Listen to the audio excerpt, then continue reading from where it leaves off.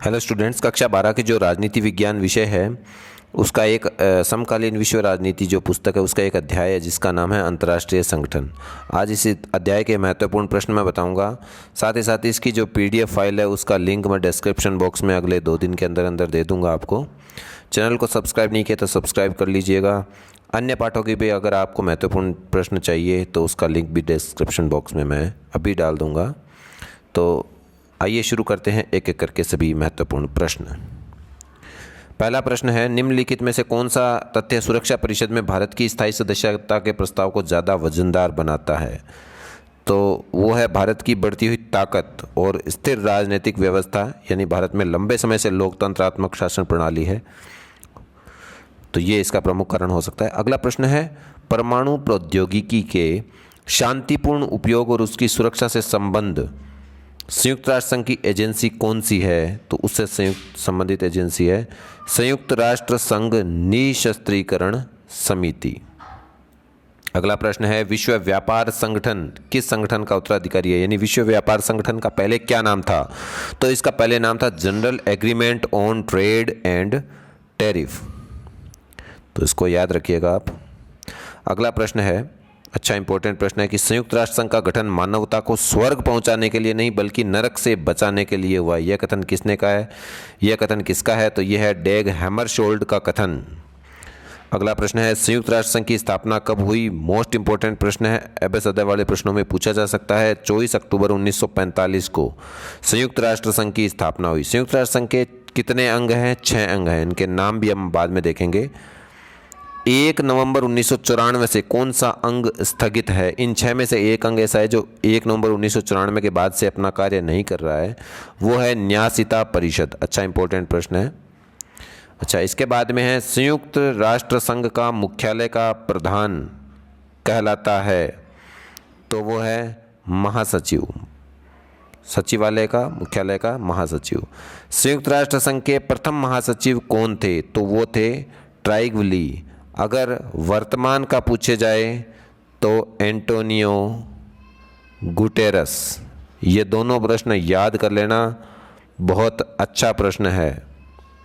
यानी संयुक्त राष्ट्र संघ का महासचिव पहला अगर पूछे तो वो है ट्राइगवली, और अगर वर्तमान में कौन है संयुक्त राष्ट्र संघ का महासचिव, वो है एंटोनियो गुटेरस। अगला है, अंतर्राष्ट्रीय आणविक ऊर्जा एजेंसी IAEA का स्थापना वर्ष है, वो है 1957। नेक्स्ट है, अंतर्राष्ट्रीय संगठन होने का कोई एक लाभ उजागर कीजिए, तो वो है अंतर्राष्ट्रीय संगठन युद्ध और शांति के मामलों में मदद करते हैं। संयुक्त राष्ट्र दिवस कब मनाया जाता है? अब इसकी स्थापना जब 24 अक्टूबर 1945 को हुई थी, तो स्थापना दिवस वाले दिन ही संयुक्त राष्ट्र संघ दिवस है, जो है संयुक्त राष्ट्र दिवस है, वो भी 24 अक्टूबर को ही मनाया जाता है। अगला है, किस अंतर्राष्ट्रीय संस्था के उत्तराधिकारी के रूप में संयुक्त राष्ट्र संघ की स्थापना हुई? तो पहले आया लीग ऑफ नेशन या राष्ट्र संघ, जिसको हम बोलते हैं हिंदी में। लीग ऑफ नेशन या राष्ट्र संघ सबसे पहले आया, और बाद में इसके बावजूद द्वितीय विश्व युद्ध हुआ तो संयुक्त राष्ट्र संघ की स्थापना हुई।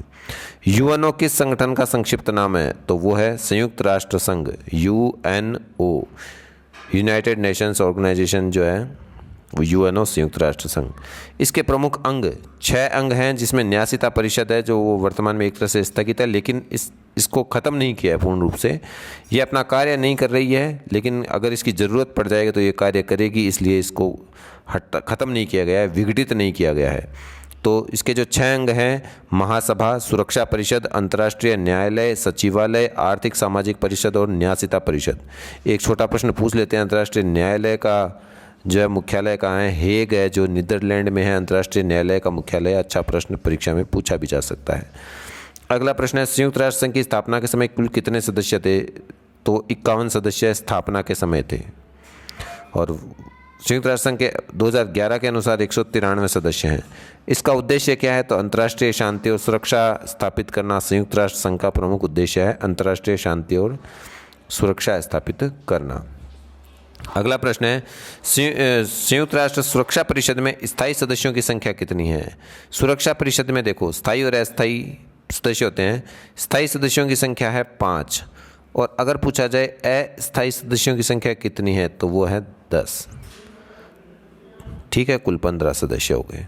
संयुक्त राष्ट्र संघ की किन्हीं 2 एजेंसियों के नाम लिखिए। विश्व स्वास्थ्य संगठन, वर्ल्ड हेल्थ ऑर्गेनाइजेशन, और संयुक्त राष्ट्र विकास कार्यक्रम UNDP जो है, ये दोनों। अगला है, विश्व का सबसे बड़ा लोकतांत्रिक देश कौन सा है? वो भारत है। सुरक्षा परिषद की स्थायी सदस्यता का विरोध करने वाले देशों के द्वारा किन्हीं 2 तर्क लिखे कि भारत को भी सुरक्षा परिषद का स्थायी सदस्य नहीं बनाया जाना चाहिए। तो किस कारण से नहीं बनाया जाते? उन्होंने क्या कहा? एक तो भारत के पास परमाणु हथियार है, तो उनको लेकर के वे अधिक चिंतित हैं। कई ऐसे कहते हैं कि पाकिस्तान के साथ संबंधों में भारत की खटाई है, इस कारण से भारत स्थायी सदस्य के रूप में अप्रभावी रहेगा। अच्छा, अगला प्रश्न है, अंतर्राष्ट्रीय मुद्रा कोष का प्रमुख कार्य क्या है? वो है, अंतर्राष्ट्रीय मुद्रा कोष वैश्विक स्तर को अर्थव्यवस्था की देखरेख करते हुए मांगे जाने पर अपने सदस्य देशों को वित्तीय और तकनीकी सहायता उपलब्ध करवाती है। विश्व बैंक की औपचारिक स्थापना कब हुई और किन देशों से संबंधित मुख्य रूप से है? तो ये विकासशील देशों से संबंधित है और द्वितीय विश्व युद्ध के पास 1944 में, द्वितीय विश्व युद्ध के पश्चात 1944 में विश्व बैंक की औपचारिक स्थापना वो हुई। अगला प्रश्न है, विश्व व्यापार संगठन, इसकी स्थापना कब हुई? आपको पता है विश्व व्यापार संगठन है वो पहले गेट था, है ना। गेट को बाद में विश्व व्यापार संगठन बना दिया गया। वो कब बनाया गया? 1 जनवरी 1995 को यह अस्तित्व में आया। इसका कार्य है वैश्विक व्यापार के नियमों का निर्धारण करना। एक अच्छा प्रश्न, एमनेस्टी इंटरनेशनल जो है वो मानवाधिकारों की रक्षा के लिए, एक और संगठन है ह्यूमन राइट वॉच, वो भी मानवाधिकारों की रक्षा के लिए एक अंतर्राष्ट्रीय संगठन, स्वयंसेवी संगठन है।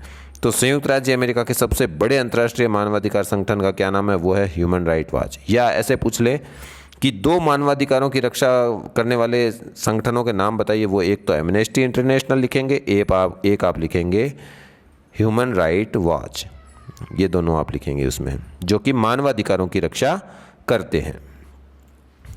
अब कुछ लघुतरात्मक प्रश्न देख लेते हैं। सुरक्षा परिषद के अस्थायी सदस्यों का भौगोलिक विवरण किस प्रकार किया जाता है? तो अस्थायी सदस्यों का भौगोलिक विवरण है, अफ्रीका और एशिया के 5 सदस्य हैं, पूर्वी यूरोप का 1 सदस्य है, लैटिन अमेरिका यानी दक्षिण अमेरिका के 2 सदस्य है, पश्चिमी यूरोप और अन्य राज्यों के 2 सदस्य है। इस तरह से कुल जो है सदस्य 10 सदस्य हैं वो लिए जाते हैं।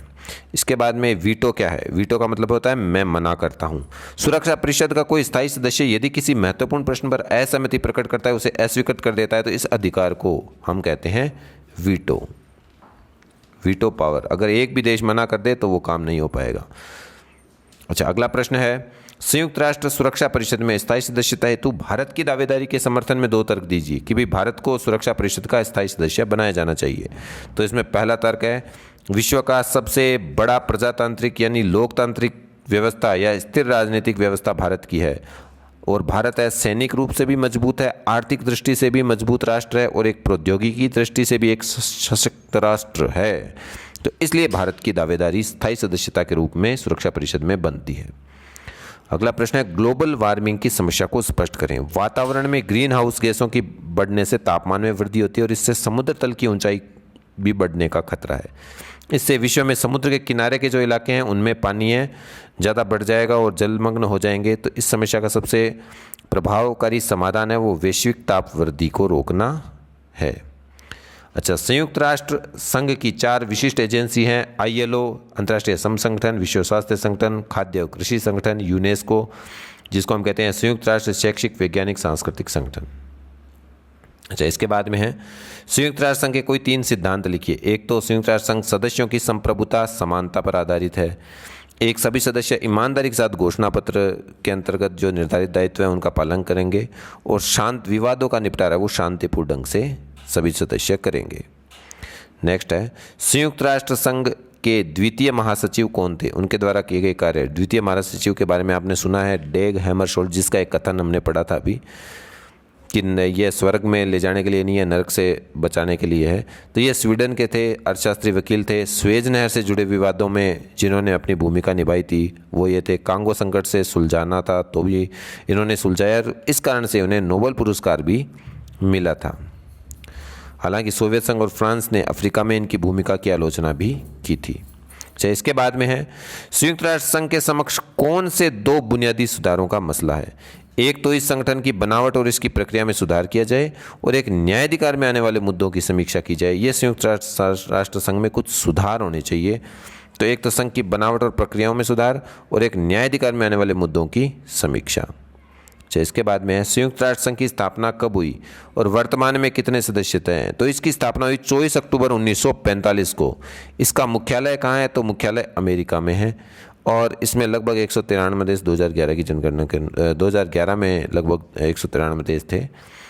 अगला प्रश्न है संयुक्त राष्ट्र संघ के प्रमुख उद्देश्यों का उल्लेख कीजिए। तो पहला उद्देश्य अंतर्राष्ट्रीय शांति और सुरक्षा बनाए रखना। दूसरा है भिन्न भिन्न राष्ट्रों के बीच मैत्रीपूर्ण संबंधों को बढ़ाना। अगला है आपसी सहयोग द्वारा आर्थिक, सामाजिक, सांस्कृतिक, मानवीय ढंग की जो अंतर्राष्ट्रीय समस्याएं हैं उनको हल करना। अच्छा, संयुक्त राष्ट्र संघ का एक संगठन है सुरक्षा परिषद, उसके संगठन पर संक्षिप्त टिप्पणी लिखिए। तो सुरक्षा परिषद एक तरह से कार्यपालिका के समान ही होती है। इसमें कुल 15 सदस्य हैं, जिसमें से 5 तो हैं स्थायी और 10 हैं अस्थायी। जो 5 स्थायी हैं वो तो अमेरिका, ब्रिटेन, फ्रांस, चीन और रूस, ये 5 स्थायी सदस्य देश हैं, ये तो हमेशा के लिए हैं। 10 अस्थायी सदस्य हैं, वो 2 वर्षों के लिए महासभा द्वारा चुने जाते हैं। सुरक्षा परिषद के जो 5 सदस्य हमने देखे, ये स्थायी जो हैं, इन 500 सदस्यों को वीटो पावर है, यानी जिसको हम हिंदी में बोलते हैं निषेधाधिकार प्राप्त है। तो ये निषेधाधिकार इन देशों को, 500 देशों को प्राप्त है। इसके बाद में अगला प्रश्न है एमनेस्टी इंटरनेशनल के बारे में। ह्यूमन राइट वॉच और एमनेस्टी इंटरनेशनल, ये दोनों बताया आपको कि विश्व में मानवाधिकारों की रक्षा के लिए अभियान चलाने वाले स्वयंसेवी संगठन है। यह संगठन मानवाधिकारों से जुड़ी रिपोर्ट तैयार करते हैं और प्रकाशित करते हैं, और ये रिपोर्ट मानवाधिकारों से संबंधित अनुसंधान और तरफदारी में बड़ी भूमिका निभाती है। इसके बाद में एक संगठन है विश्व व्यापार संगठन, जिसको हम बोलते हैं वर्ल्ड ट्रेड ऑर्गेनाइजेशन। इंग्लिश में फुल फॉर्म है, यहाँ लिखी हुई आगे आप देख सकते हो, वर्ल्ड ट्रेड ऑर्गेनाइजेशन, विश्व व्यापार संगठन, WTO। यह एक अंतर्राष्ट्रीय संगठन है और वैश्विक व्यापार नियमों को तय करने वाला है। इसकी स्थापना हमने पहले भी पढ़ा है, 1995 में WTO की स्थापना हुई थी 1 जनवरी 1995 में, और इनके सदस्यों की संख्या 164 है। सुरक्षा परिषद के 5 स्थायी सदस्यों को जो है वो वीटो का अधिकार दिया गया है। क्यों दिया गया है? ये इसलिए दिया गया है क्योंकि ये देश उस समय द्वितीय विश्व युद्ध के विजेता देश थे, और राजनीतिक मामलों में इनकी सहमति सर्वाधिक महत्वपूर्ण थी, और वीटो का अधिकार न देने पर ये समस्याओं में ज़्यादा रुचि नहीं लेते, इस कारण से इनको वीटो पावर उस समय दी गई थी। मानवाधिकार परिषद के संस्थापक कौन थे? तो मानवाधिकार परिषद आयोग के संस्थापक थे कोफी अन्नान। उनकी कुछ उपलब्धियाँ क्या रही? वे 1997 से 2006 तक महासचिव रहे थे। एड्स, टीबी, मलेरिया, इनके लिए उन्होंने वैश्विक कोष बनाया। शांति संस्थापक आयोग की भी स्थापना की, और इनको नोबेल पुरस्कार मिला महासचिव के कार्यों के कारण। अच्छा, इसके बाद में अंतर्राष्ट्रीय मुद्रा कोष के हर सदस्य की राय वजन बराबर नहीं है, स्पष्ट कीजिए। क्योंकि ऐसा इसलिए है क्योंकि इसमें 189 जो सदस्य हैं उनमें 7 जो सदस्य हैं, समूह 7 के सदस्य, जैसे America, Japan, Germany, France, Britain, Italy, Canada, उनके पास 41% मत है, और इनमें भी हम अगर देखें तो अमेरिका के पास 16.52% है वो मत है। अन्य अग्रणी देशों में चीन, भारत, रूस, ब्राज़ील, सऊदी अरब, इनके पास में इतना परसेंट मत इसमें है। तो इसलिए हम देख सकते हैं इन सबके वजन है वो बराबर नहीं है। अगला है अंतर्राष्ट्रीय संगठन की आवश्यकता क्यों है? एक तो समस्याओं का शांतिपूर्ण समाधान अगर चाहिए तो जरूरी है। ये सहयोग, अगर आपस में सहयोग भी हो, समस्याओं के निपटारे के लिए भी जरूरी है, और आपस में सहयोग के लिए भी जरूरी है। ये संगठन नियमों और नौकरशाही की रूपरेखा तैयार करते हैं और शांति और प्रगति के प्रति मानवता की आशा के प्रतीक होते हैं। अच्छा, संयुक्त राष्ट्र सुरक्षा परिषद के 5 स्थायी सदस्यों के क्या नाम है और उनकी कार्यप्रणाली में क्या कमियां हैं? तो 5 स्थायी सदस्य हमने देखा, अमेरिका, फ्रांस, ब्रिटेन, रूस और चीन, ये 5 स्थायी सदस्य देश हैं। अच्छा, इनकी कार्यप्रणाली में कमियां क्या है? तो वह सुरक्षा परिषद अब राजनीतिक वास्तविकता की नुमाइंदगी है वो नहीं करती। इनके फैसले और पश्चिमी मूल्यों और हितों की छाप है, चंद देशों का दबदबा रहता है, और इसमें बराबर का प्रतिनिधित्व नहीं है। अच्छा, इसके बाद में अगला प्रश्न है अंतर्राष्ट्रीय मुद्रा कोष पर संक्षिप्त टिप्पणी लिखिए। जो वित्त मामलों की देखरेख करता है वैश्विक स्तर पर, अंतर्राष्ट्रीय मुद्रा कोष। इसमें हमने देख लिया था कि ये वित्त व्यवस्था का मतलब हो गया अंतर्राष्ट्रीय स्तर पर काम आने वाली वित्तीय संस्थाएं, उन पर लागू होने वाले नियम। 189 देश में हमने देखा था कि इनके सदस्य की राय है वो बराबर नहीं है। हमने देखा समूह 7 के जो देश हैं 41% और अन्य देशों में बहुत कम प्रतिशत है। तो ये हम देख सकते हैं। अगला प्रश्न है विश्व बैंक की स्थापना कब हुई, उनके कार्य। तो 1945 जैसे ही द्वितीय विश्व युद्ध समाप्त हुआ तो उसके बाद में इसकी स्थापना हो गई थी। और इसकी जो गतिविधियां हैं तो ये हम देख सकते हैं, मानव विकास, शिक्षा, कृषि, इन सब कार्यों के लिए ये काम में आता है। और आसान ऋण अनुदान है, बैंक है तो ऋण अनुदान देने का काम करता ही है। और ज़्यादातर गरीब देशों को ये अनुदान वापस भी नहीं चुकाने पड़ते, तो इस प्रकार के काम इसमें होते हैं। अगला प्रश्न है अंतर्राष्ट्रीय संगठन की आवश्यकता के 2 बिंदु बताइए। तो अंतर्राष्ट्रीय संगठन की आवश्यकता क्यों है, तो इसके 2 बिंदु है। एक तो समस्याओं के शांतिपूर्ण समाधान के लिए, पहले मैंने बता दिया था, अब इनका वर्णन भी आ गया है। एक है चुनौतीपूर्ण समस्याओं से निपटाने के लिए जो मिलजुल कर कार्य करते हैं। तो शांतिपूर्ण समाधान के लिए हम लिख सकते हैं भी 2 देशों के बीच झगड़ा कर जाता है तो युद्ध की स्थिति नहीं बने, तो इसलिए अंतर्राष्ट्रीय संगठनों की बहुत महत्वपूर्ण भूमिका है, शांतिपूर्ण समाधान करते हैं। और चुनौतीपूर्ण समस्याओं के निपटने के लिए विभिन्न देश हैं मिलजुल कर इसमें कार्य करते हैं। अगला प्रश्न है सुरक्षा परिषद के स्थायी और अस्थायी सदस्यों के लिए सुझाए गए कोई 4 मानदंड बताइए। तो स्थायी अस्थायी सदस्यों के लिए मानदंड, पहला, जनसंख्या की दृष्टि से बड़ा देश होना चाहिए। भारत, ऐसे भी पूछ सकते हैं कि भारत के लिए स्थायी सदस्य भारत को क्यों बनाया जाना चाहिए, ऐसे कोई 4 तर्क दीजिए, तो उसमें भी यही तर्क आएंगे, क्योंकि भारत है वो एक बड़ा देश है आकार की दृष्टि से और जनसंख्या की दृष्टि से भी। दूसरा, लोकतांत्रिक देश भी होना चाहिए, भारत है वो भी, उस पर भी अलग होता है, भारत एक लोकतांत्रिक देश भी है। तीसरा है वह आर्थिक और सैन्य शक्ति के रूप में उभर रहा है, तो भारत भी इन सब में उभर रहा है। संयुक्त राष्ट्र संघ के बजट में अपना नियमित योगदान भी देता आ रहा हो और शांतिपूर्ण बहाली के प्रयासों में वो संयुक्त राष्ट्र संघ को बहुत उस देश ने सहयोग भी किया हो। तो ये जो है महत्वपूर्ण पॉइंट है इसके। अच्छा, इसके बाद में अगला प्रश्न है पारस्परिक निर्भरता क्या है। हालांकि संयुक्त राष्ट्र संघ में थोड़ी कमी है, लेकिन इसका अस्तित्व आवश्यक है क्योंकि इसके बिना दुनिया बहाल हो जाएगी। तो संयुक्त राष्ट्र संघ विश्व के 7 अरब लोगों को एक साथ करने के लिए मददगार है और आज विभिन्न समाज और मसलों के बीच तार जुड़ते जा रहे हैं, ये पारस्परिक मददगार के रूप में है। संयुक्त राष्ट्र संघ की सफलताओं पर प्रकाश डालिए। तो एक तो आतंकवाद का विरोध करने में, एक निशस्त्रीकरण को, एक शांति सुरक्षा स्थापित करने में इसका योगदान है। अंतर्राष्ट्रीय भावना का विकास इस संयुक्त राष्ट्र संघ ने किया है। मानवाधिकारों का संरक्षण करने में भी संयुक्त राष्ट्र संघ का बहुत महत्वपूर्ण योगदान रहा है। संयुक्त राष्ट्र संघ के प्रमुख अंगों का उल्लेख कीजिए, ये हमने पहले भी देख लिए हैं। 6 संयुक्त राष्ट्र संघ के प्रमुख अंग है, जिसमें एक न्यायिता परिषद है। वर्तमान में यह अंग है, ख़त्म तो नहीं हुआ है, लेकिन इसने अपना काम करना है वो अभी बंद कर दिया है क्योंकि इसकी ज़रूरत नहीं है।